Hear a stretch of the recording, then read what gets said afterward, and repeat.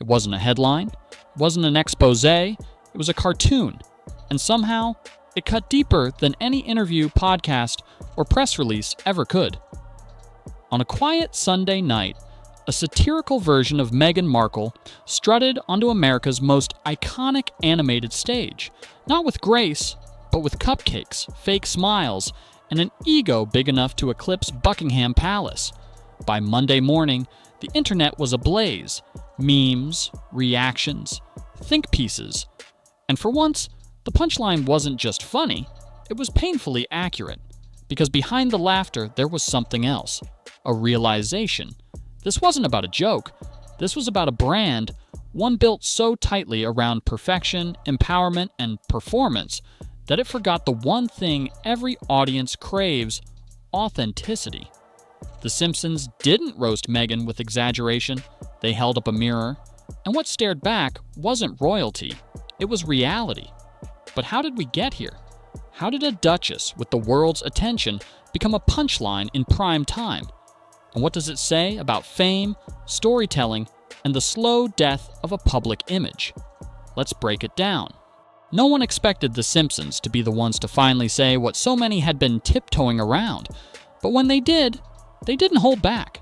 In true Springfield fashion, the satire came dressed in bright colors and sharp lines, but the message underneath hit like a sledgehammer. The Meghan lookalike didn't need a name.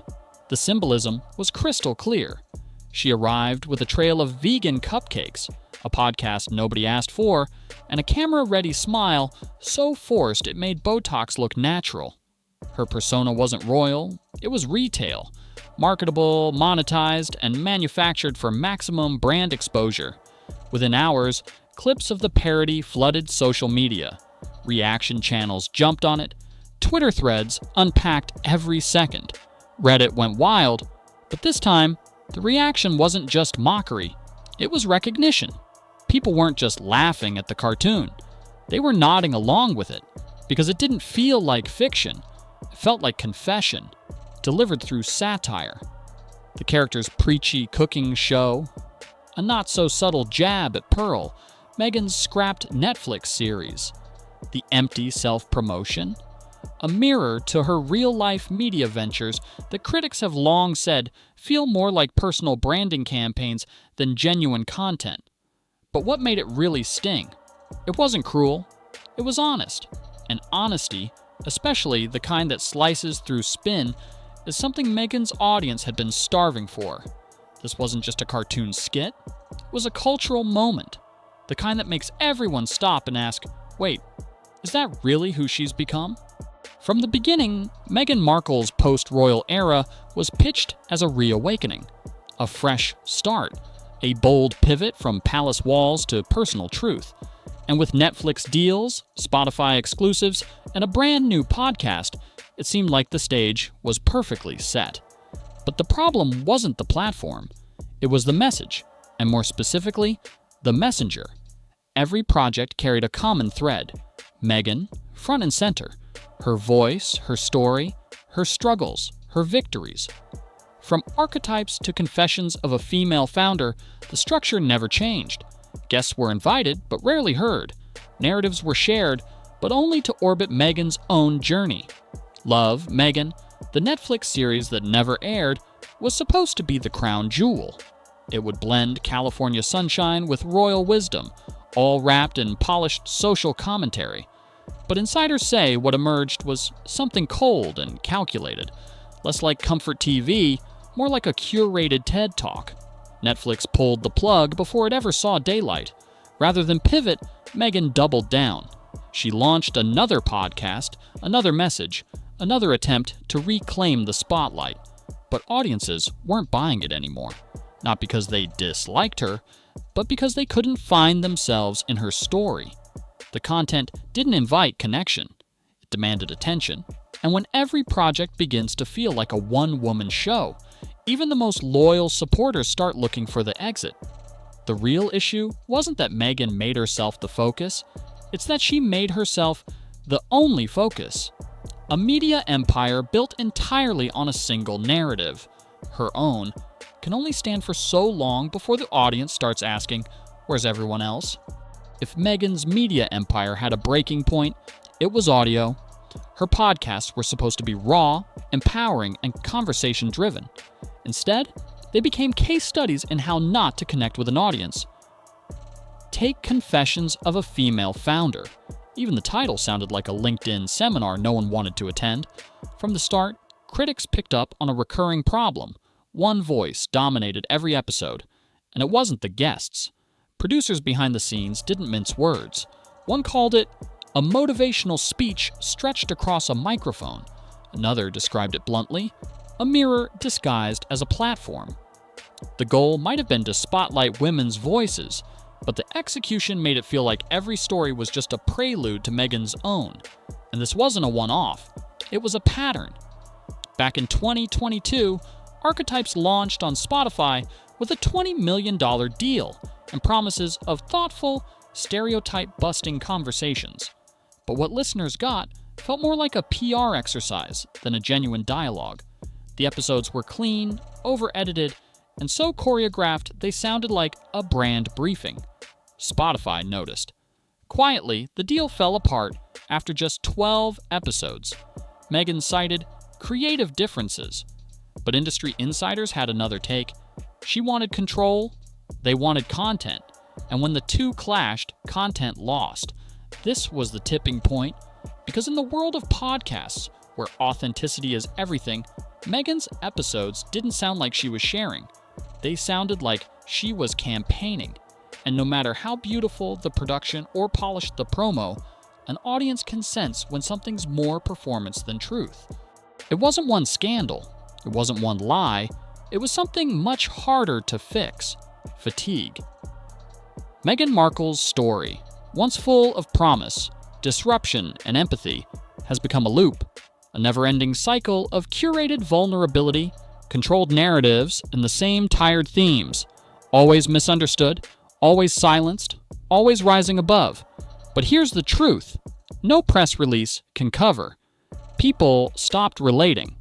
Then, they stopped listening. In the beginning, audiences leaned in. There was curiosity, even sympathy. A biracial American woman challenging centuries of monarchy. That was powerful. But over time, the message calcified. Every project became a variation of the same monologue. Her struggle, her triumph, her brand. There was no evolution, no friction, no arc, just repetition.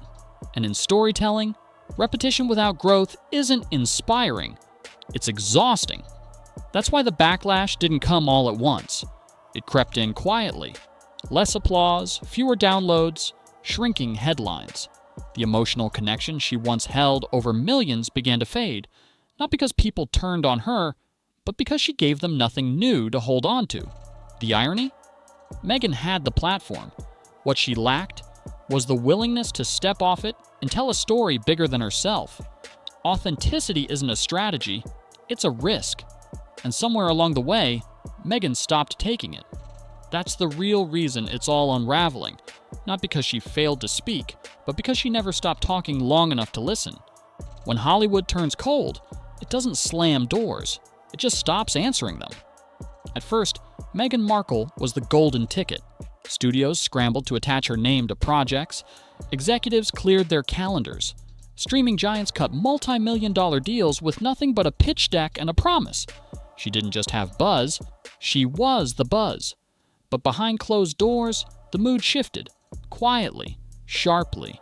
A Netflix producer, speaking off the record, summed it up like this: she's uncoachable. It's her way or no way. And when it fails, she plays the victim. Another studio exec described working with her as a PR minefield. Every note felt like a potential headline. Every suggestion was weighed not by merit, but by optics. What if it sounded offensive? What if it could be framed as a microaggression?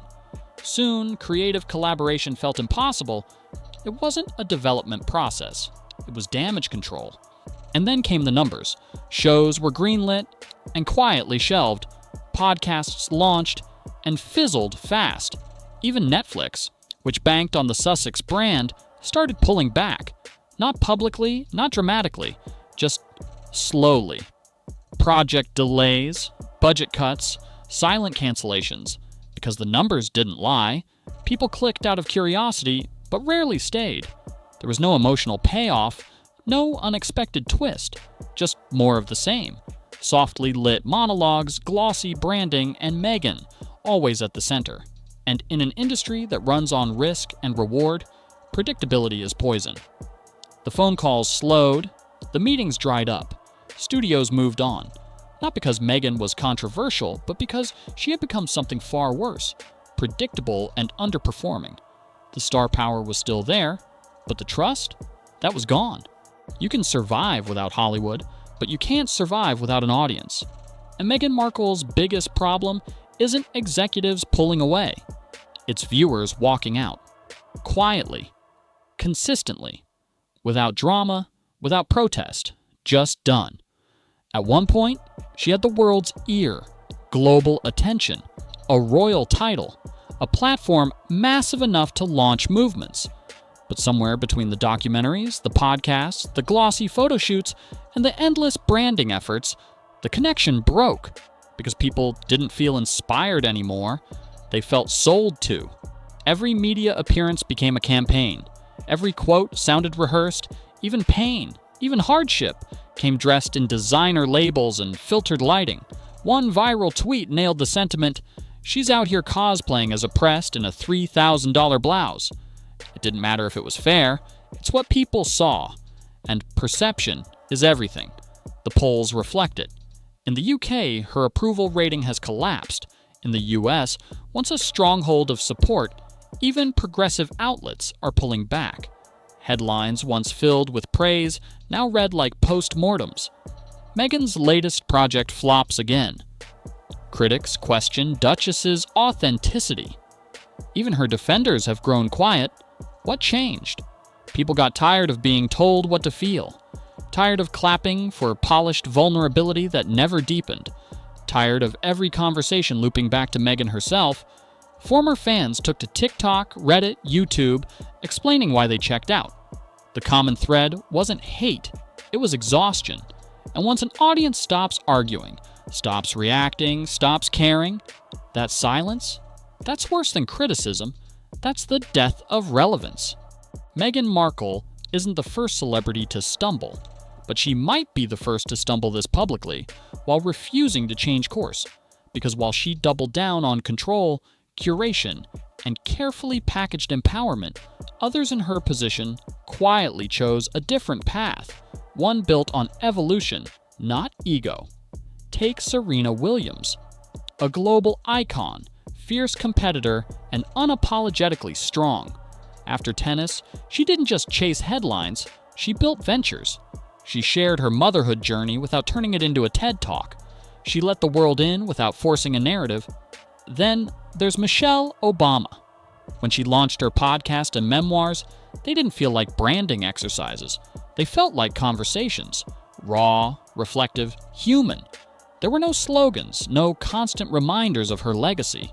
Just perspective. Just presence. Even Prince Harry, in his quieter moments apart from Meghan, has started to reconnect. Fewer press releases, less spin, more substance. That's the difference. Vulnerability without varnish, storytelling without strategy. But Meghan, she built a fortress of image so tightly sealed, even authenticity couldn't breathe inside. And in doing so, she turned potential allies into skeptics, supporters into critics, curiosity into caution. One executive put it bluntly, she wants to be Oprah, but skip the part where you earn trust. And trust is the currency that matters. It's not given because you're royal, it's earned because you're real. Meghan had the world's attention, but instead of showing the world something bigger than herself, she showed them herself, over and over and over again. And eventually, they looked away. That's the consequence of confusing exposure with connection, because the more she spoke, the less people felt. Behind the scenes, the strategy is shifting. Whispers of reinvention echo through Meghan's inner circle. A possible return to acting, a focus on documentaries not centered on her. Collaborative projects where, for once, she steps out of the spotlight. On paper, it sounds like a pivot. In reality, it feels like damage control. But here's the question no PR team can spin away. Is anyone still following? Because trust, once lost, isn't won back with a press release. It's earned in silence, in humility, in the uncomfortable space where performance ends and truth begins. And that's the space Meghan has long avoided. Her downfall wasn't a headline. It wasn't The Simpsons. It was accumulation. The Oprah interview, the Spotify fallout, the Netflix cancellations, the memoirs, the monologues, the media saturation, all stacked on a foundation that couldn't hold. And now, the cracks are everywhere. Meanwhile, others are thriving by doing what Meghan wouldn't. They've evolved, they've shown restraint, they've let their stories expand beyond themselves. Meghan, in contrast, has stayed locked in her brand's orbit, where disagreement equals disrespect and vulnerability is airbrushed for public consumption. At some point, something has to give, because the cycle of launch, flop, deflect, repeat can't sustain. And the longer she tries to repackage the same story, the less anyone wants to hear it. So what now? That depends on the one thing she's avoided since the day she stepped out of the palace, letting go of the spotlight and proving she can still matter without it.